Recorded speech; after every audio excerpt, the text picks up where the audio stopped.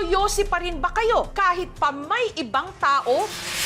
Lalo na kung may bata sa inyong paligid? Alam nyo ba na ang usok na inyong ibinubuga, napakadelikado? Katunayan, ang itinuturong rason ng isang ina kung bakit nahirapang huminga ang kanyang anak, second-hand smoke. Sa lahat ng mga naninigarilyo, please keep distance from children.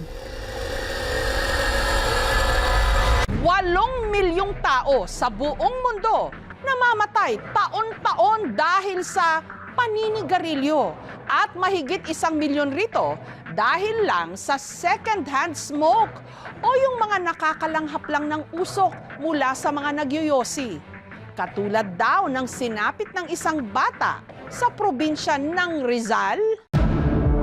Nagsimula ang lahat nung napansin ni Richelle na tila may nagbago sa 4 na taong gulang niyang anak na si Zane. Parang nangayayat siya, tapos maputla po siya.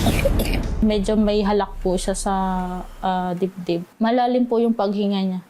Nung ipinadoktor nila ito ng asawa niyang si Faisal, nadiskubre na si Zane meron na palang pneumonia. Tinanong namin saan nakuha pneumonia. Sabi po ng doktor isa hangin. Pag sinabi nating pneumonia, ang affected sa respiratory system natin yung lung units mismo. Pero sa mga bata, hindi lang kasi yung lung units ang affected, kung hindi pati yung daanan ng paghinga. Tinanong kung may naninigarilyo ba sa bahay.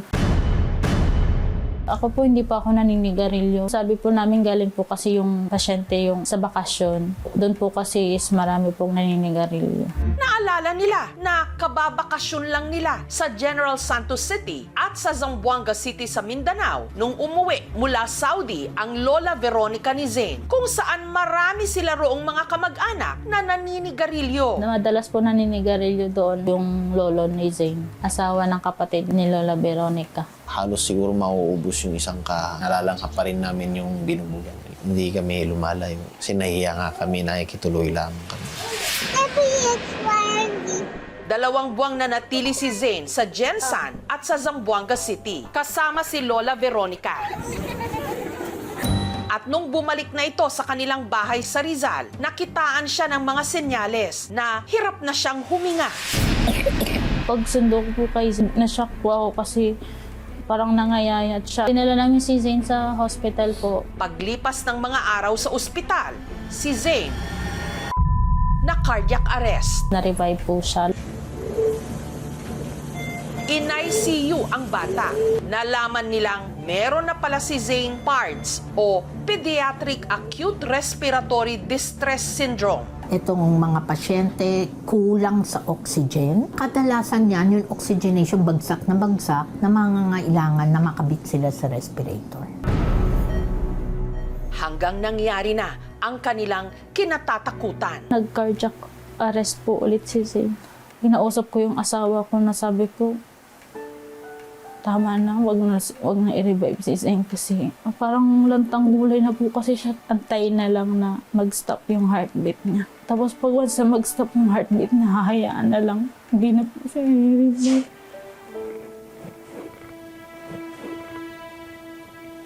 Wala si Zane nung birthday ko. Hindi ko alam kung paano ko ipoposisyon yung sarili ko. Hi, Mama! It's okay. Sobrang excited pa naman sana siya makauwi kasi may regalo siya na hinihingi sa amin ng papa niya. Yung kitchen set po.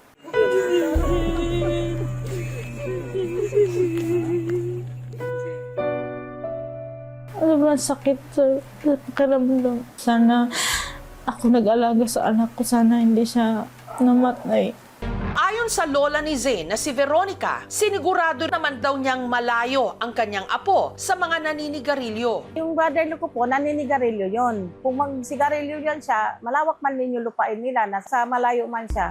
Pinagawan pangaraw niya ng kubo ang apo para hindi nito makasalamuha ang mga naninigarilyo nilang kamag-anak. Tapos open air. Basta ang ano ko ma'am, hindi siya yung sa smoke daw ng brother ko. Hindi ko siya masabi ma'am na expose ang bata. Pero sa akin, ginawa ko po lahat ang ko sa apo ko. Papasalamat lang po ako na kahit sandali po na Nalagaan ko yung apo ko. Wala po akong galit kasi unang-una po, pure naman po yung pag-alaga niya kay Zane. Alam ko pong mahal niya po si Zane.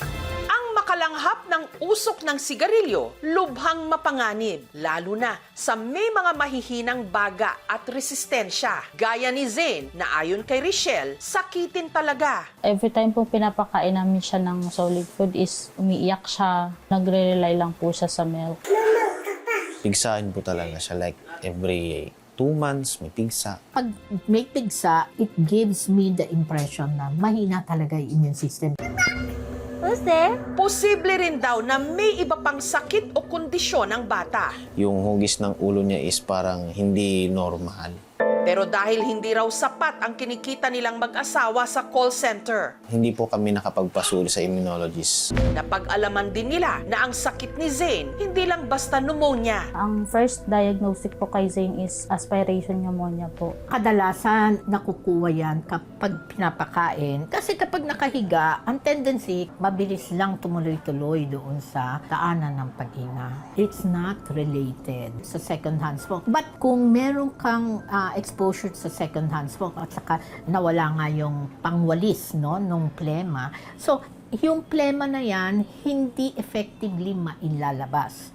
Lalong-lalo na sa mga bata na hindi marunong umubo. Complicated yung case. Best na ma-work up talaga siya for ibang mga autoimmune disease. Ang sa second-hand smoke, I don't think it is the cause. Kung ang bata kasi umuubo na, even prior doon sa yung nangitim siya, maaaring na may infection na siya even before. There is no safe exposure to smoking, to second-hand smoke. Ang usok galing sa sigarilyo, 7,000 chemicals. Sa second-hand smoke, pati cancer pwede kang makakuha. Iiwas ho natin ang mga bata na ma-expose sa second-hand smoke.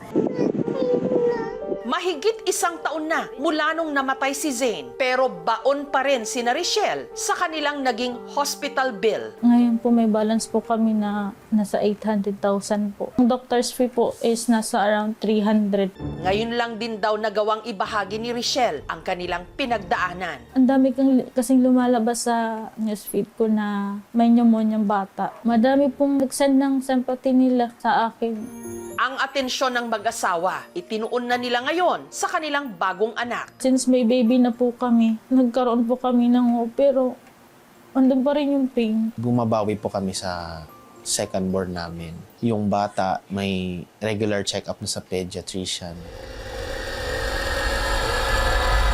Second-hand smoke man o hindi ang salarin sa sinapit ni Zane, isa ang sigurado.